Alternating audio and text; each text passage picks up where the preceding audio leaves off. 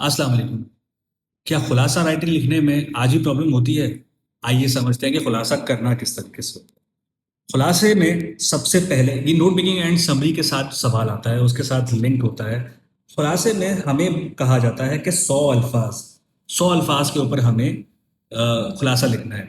अब हमें ये बताया जाता है कि 100 अल्फाज का मतलब होता है अराउंड 100 वर्ड्स, एग्जैक्ट 100 वर्ड्स का नहीं है।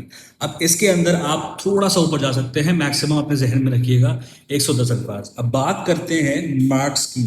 10 मार्क्स का होता है ये सवाल।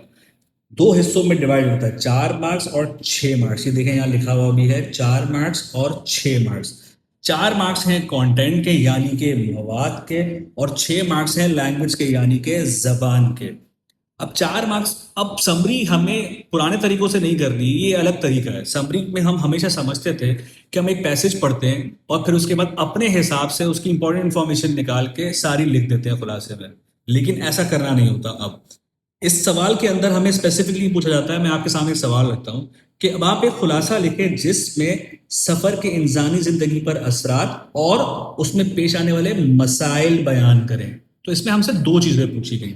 हम क्या करते हैं, इन दोनों के हिसाब से हम दो दो बातें कर लेते हैं।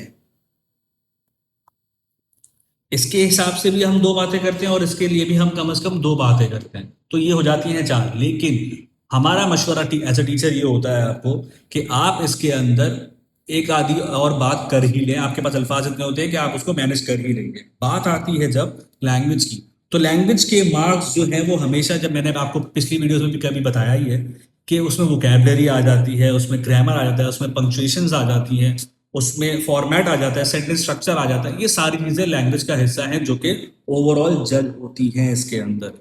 तो 4 मार्क्स कंटेंट के मैंने आपको बता दिया किस तरीके से आएंगे, और 6 मार्क्स लैंग्वेज के भी। इसका ख्याल रखिएगा। उम्मीद है आपको समझ में आई होगी। शुक्रिया।